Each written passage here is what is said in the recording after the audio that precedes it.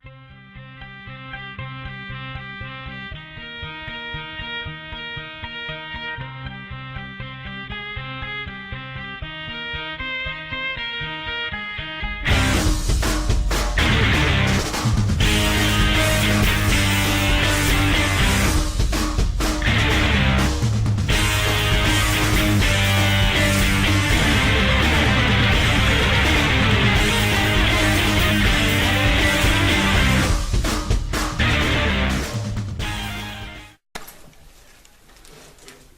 hey, salut tout le monde, comment ça va? Moi ça va bien.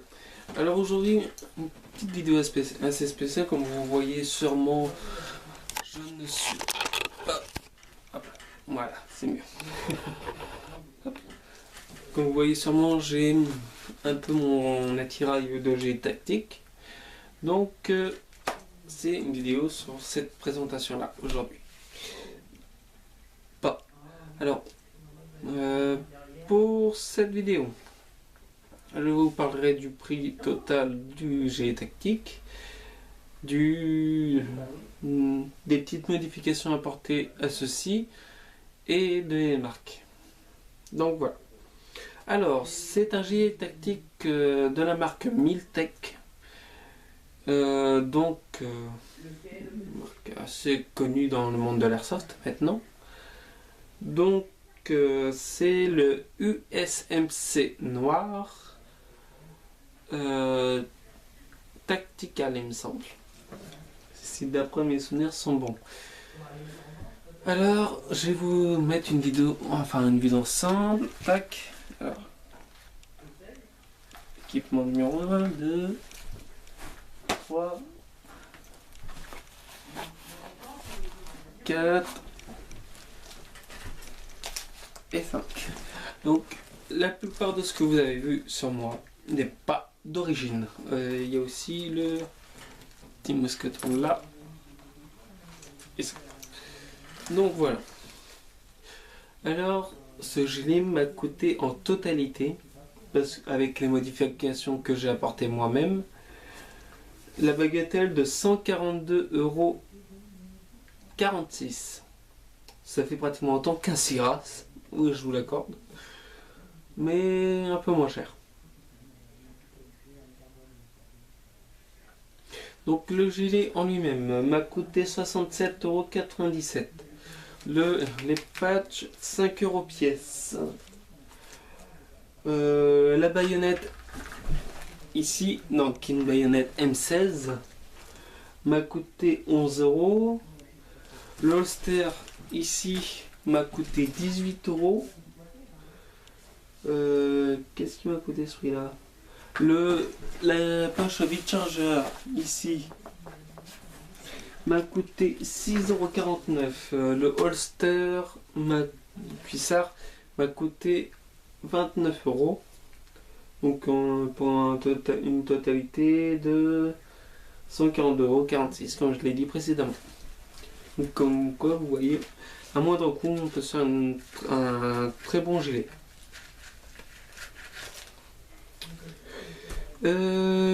Voilà, ça c'est fait. Alors, qu'est-ce qui n'est pas d'origine et qu'est-ce qui est d'origine? Ce qui est d'origine, le gilet en lui-même, plus ça, ce holster là, qui normalement n'est pas là. Normalement, il est à la place de celui-ci. Mais j'ai changé pour une maniabilité à ma personne. Car dans le holster d'origine, je mets mon Dan Wesson de 5 pouces. Dans ce chargeur là, dans ce holster là, pardon, je mets normalement un Six Hour Respirer 22. Même si en ce moment je mets plus soit un Glock ou soit un Smith & Wesson. Dans le holster cuissard, je mets le Sig Sauer GSR 1911 que j'ai présenté sur ma chaîne. Donc voilà. Donc pourquoi avoir choisi ça? Déjà ça, c'est pour un petit côté sympatoche. Puis arriver par derrière et schlac, C'est quoi? Ah bah mince, non, j'ai été sorti. Donc voilà.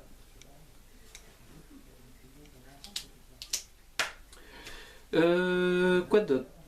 Donc les marques respectives. J'ai les tactiques Miltech. Donc les patchs, je ne sais plus c'est quoi comme marque chacun. Bon, il y en a c'est un Black Ops et un autre c'est on dirait les commandos. Les holsters, donc cuissard et ventral. On va dire ça comme ça pour celui qui est là. Ce sont des holsters d'un marque TEO Pro. Donc j'ai quand même pas mal d'articles de chez eux. C'est une très bonne qualité. C'est très solide. Moi j'en suis pas déçu du tout. Donc j'ai des holsters. J'ai aussi un sac à dos tactique. D'une capacité de 30 litres. Mais ça c'est une autre vidéo qui viendra par la suite. Donc voilà. La poche vide chargeur, c'est un Battle Clared que j'ai acheté sur Heritage Airsoft. Donc les différents shops où j'ai acheté ça. J'ai les tactiques Amazon, Holster Cuissard, Cortex Airsoft, Beauvais.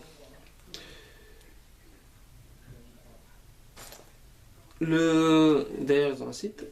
Le holster ventral, c'est Speed Game à Herblay quand il existait encore, car il a fermé entre temps. En l'espace de 2 ans, il a quand même fermé. Dommage. Comme la baïonnette M16, donc certains d'entre vous dans les commentaires vont mettre non, c'est la baïonnette M9, mais moi quand j'ai acheté, c'était sous la référence baïonnette M16. Donc je dis baïonnette M16. Donc, pareil, hein, Speed Game, plus de 2 ans, ça se voit un peu vu l'état. Ça fera peut-être l'objet d'une vidéo.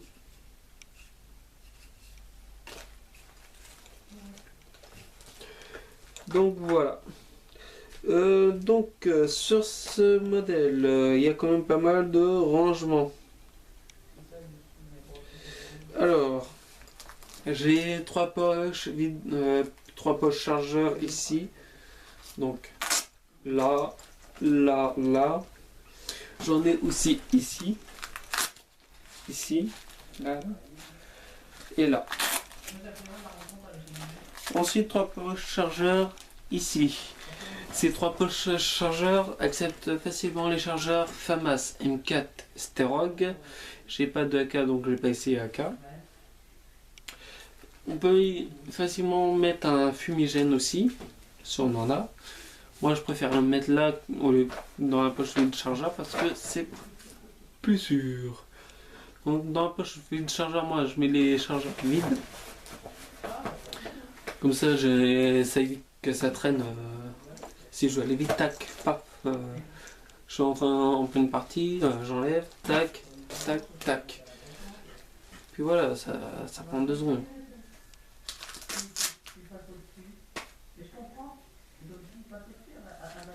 Ensuite, qu'est-ce que j'ai à dire d'autre?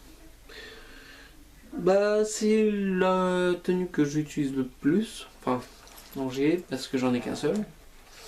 Il est alvéolé, donc par transpiration, c'est l'idéal. Quoi d'autre? Alors, depuis que je l'ai, j'ai fait quelques modifs. Donc, j'ai essayé d'avoir un four à pompe dans le dos, mais trop grand et trop chiant. Parce que pour se déplacer avec, faut y aller. Et j'ai pas mis de camelback parce que ça me sert à rien. Je préfère avoir une gourde, ça va aussi vite. Quoi d'autre? Ah. Tac.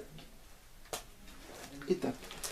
Donc l'étui de ma baïonnette, je l'ai un peu modifié parce que normalement vous voyez qu'il manque des parties.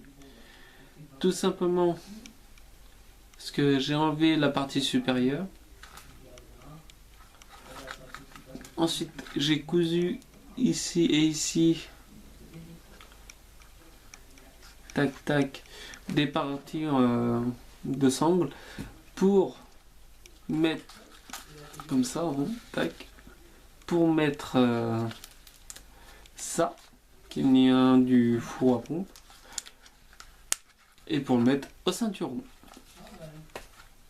Du coup, ça me prend beaucoup moins de place.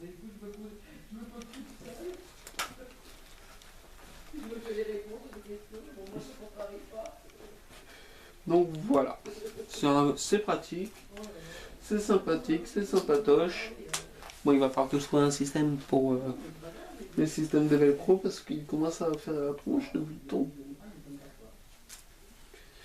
Mais bon, ça va très vite se régler.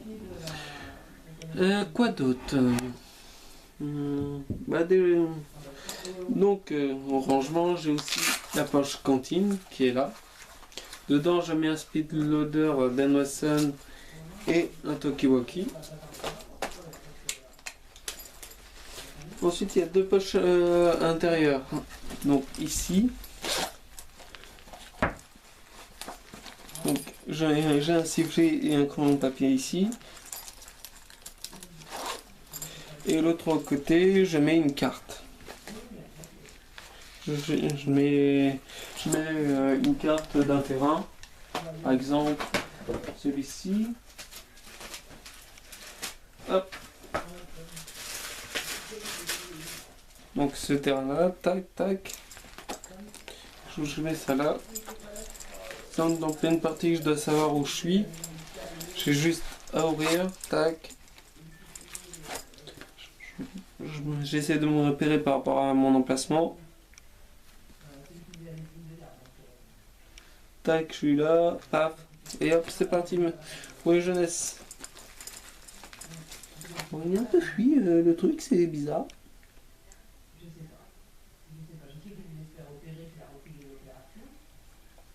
Tant pis.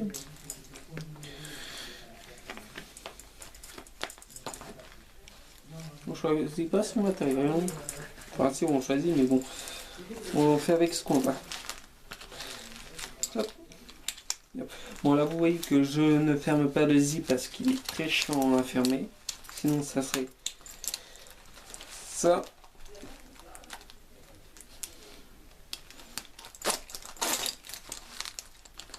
Et ça. Donc, comme vous allez le deviner, il est aussi réglable en taille. Il peut aller du S au XL.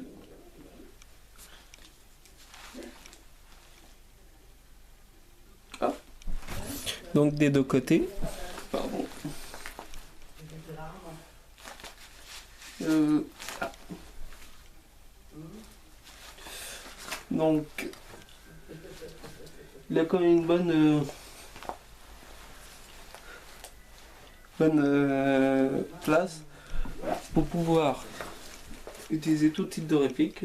Moi je suis beaucoup en réplique type Bullpup, donc Starhawk, FAMAS.